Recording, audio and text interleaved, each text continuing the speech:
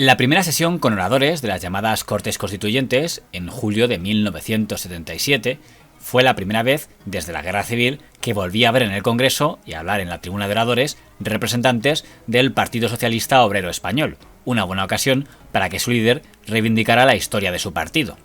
Desde 1891, es decir, desde el momento mismo en que por primera vez en España se consideró el sufragio universal como base indispensable para que el Parlamento representara los intereses del pueblo, el Partido Socialista participó en todas las convocatorias electorales con candidatos propios. El lento pero firme afianzamiento de la opción socialista logra en 1910 el primer triunfo para el partido en la persona de Pablo Iglesias, que con el apoyo de 40.899 ciudadanos resulta elegido diputado por Madrid. Esta presencia en solitario de Pablo Iglesias en el Congreso de Diputados tuvo un profundo valor simbólico. Por primera vez en la historia de nuestro país, los intereses de la clase trabajadora y de otros sectores marginados de la sociedad tenían un portavoz parlamentario, que aun sin poder incidir en el resultado de las decisiones de la Cámara, se constituía en auténtica caja de resonancia para denunciar ante todo el pueblo las graves situaciones de opresión y de injusticia social. Y de paso aprovecho para explicar por qué el PSOE no concurrió a través de candidaturas independientes en las elecciones a procuradores a Cortes durante la dictadura franquista. No estamos contradiciendo, sino explicando la ausencia de los socialistas durante 4 décadas de estas Cortes. Nos referimos a la continuidad que se expresa a través del único instrumento válido para representar la soberanía popular, a la continuidad que nace de la presencia en toda elección popular fundamentada en el sufragio universal. Cuando este sistema de representación desaparece en la historia de nuestro país, los socialistas no están presentes, porque entienden que el pueblo no está representado, no solo porque se les excluye por la fuerza de la participación en la vida política legal, sino porque no aceptan que la democracia sea adjetivada para ocultar su vergonzante falseamiento. Esto es ni más ni menos lo ocurrido en nuestro país durante 40 años de democracia orgánica. 4 décadas en las que la voluntad popular se ha visto sustraída de sus funciones y sustituida en ellas por élites que representaban intereses ajenos y contradictorios a los de la mayoría. Si don Felipe González hizo la reivindicación de la historia del PSOE en positivo, su portavoz y ponente constitucional, don Gregorio Pérez Barba, hizo la referencia a la historia del PSOE con una lluvia de zascas contra el Partido Comunista de España. En otros momentos de nuestra historia, los socialistas, como siempre hemos reconocido, nos podemos equivocar, pero desde luego lo que está claro es que somos siempre coherentes. Y esa coherencia en otros momentos de nuestra historia se concretó en decir no a las 21 condiciones de Lenin por don Fernando de los Ríos. En otros momentos se concretó en decir no, y eso le supuso a nuestro entrañable compañero Francisco Largo Caballero perder la presidencia del gobierno frente a un deseo de reprimir a otro partido obrero. En otros momentos eso se concretó en quedarse en Madrid cuando entraban las tropas de Franco, como hizo Julián Besteiro.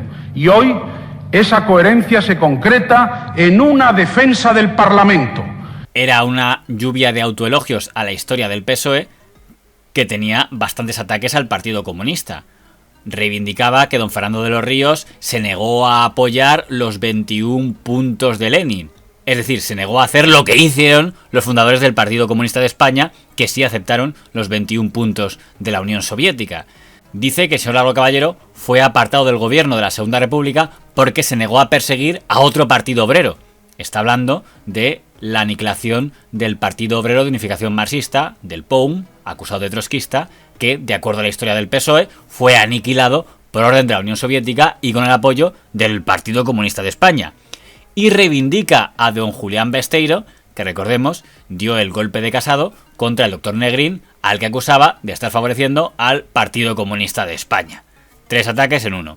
Ante esto, era inevitable que el secretario general del Partido Comunista de España, presente en el hemiciclo, don Santiago Carrillo, pidiera la palabra para puntualizar su visión de la historia.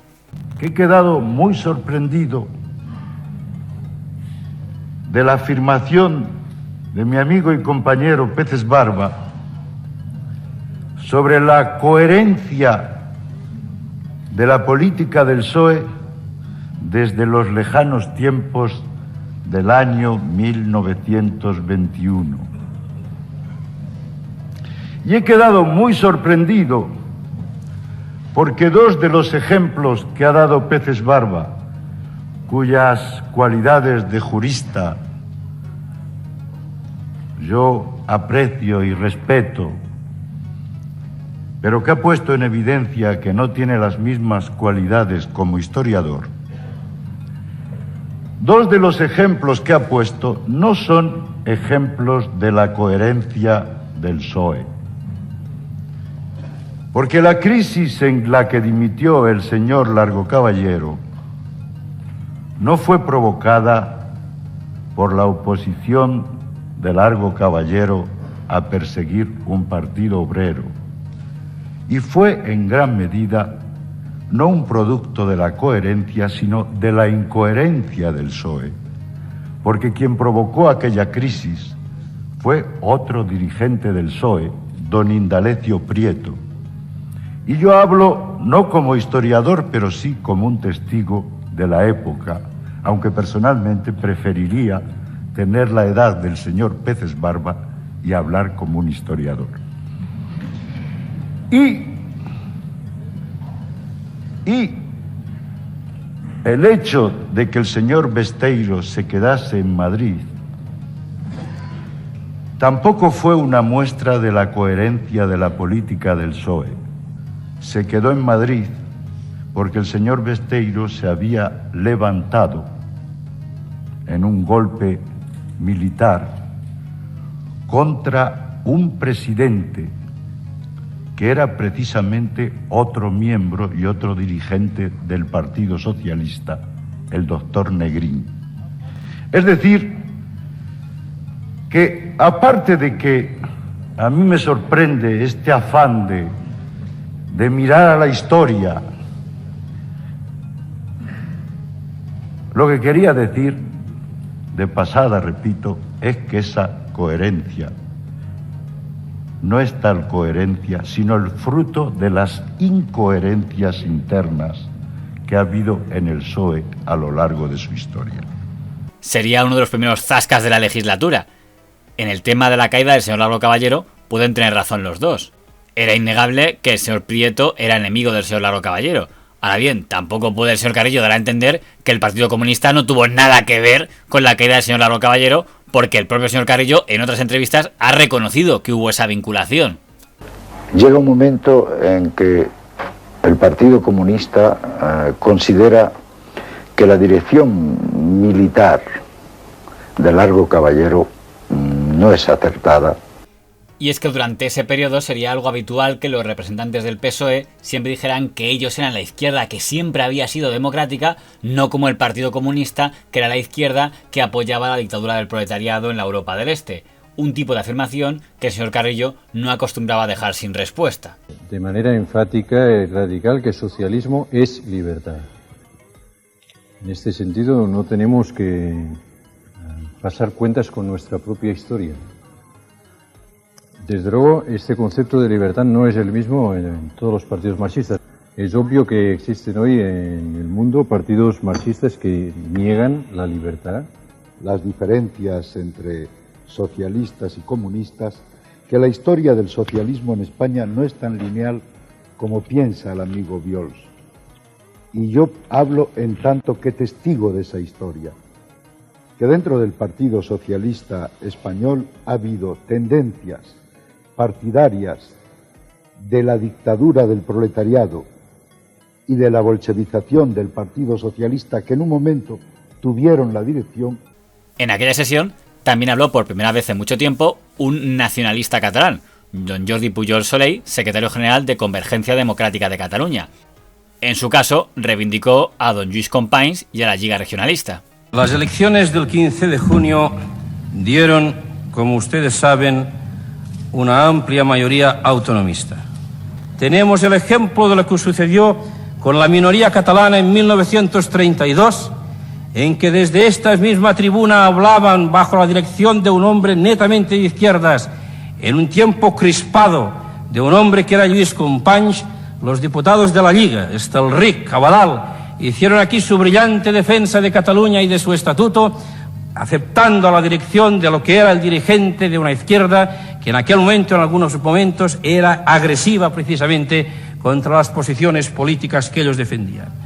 Y eso, yo les aseguro a ustedes que eso se va a repetir. Es curioso que don Jordi Pujol Soley parecía hablar como si Convergencia fuera el primer partido de Cataluña, cuando en aquel momento el primer partido era el PSC, cosa que le recordó el representante del PSC, don Joan Reventos, que habló después. Tomo por primera vez la palabra en nombre del Grupo Parlamentario Socialistas de Cataluña, la primera fuerza política de Cataluña por la voluntad de nuestro pueblo. Al hacerlo me veo obligado a hacer una precisión más al presidente de la Cámara, puesto que no hay una minoría catalana en el Congreso, sino como grupo parlamentario una minoría vasco-catalana y, en otro orden formal, representantes de grupos políticos democráticos catalanes. El más numeroso de ellos, y que es el único que forma grupo parlamentario propio, habla hoy por mi voz ante ustedes, tras haberlo hecho esta mañana el representante del Pacte Democràtic per Catalunya. Pero es raro que el PSC presuma de ser el único grupo catalán, cuando en la práctica el PSC era un grupo satélite del PSOE. No se conoce ninguna votación relevante en la que el PSC no votara lo mismo que el PSOE, y a partir de la segunda legislatura ya estuvo integrado el PSC en el PSOE. En aquella sesión también estaban los representantes de Alianza Popular, y si el señor Pujol se declaraba heredero de la Lliga Regionalista y el señor González se declaraba heredero de don Pablo Iglesias, pues lógicamente don Manuel Fraga no renegaba del pasado de Alianza Popular, que no dejaba de ser el régimen franquista.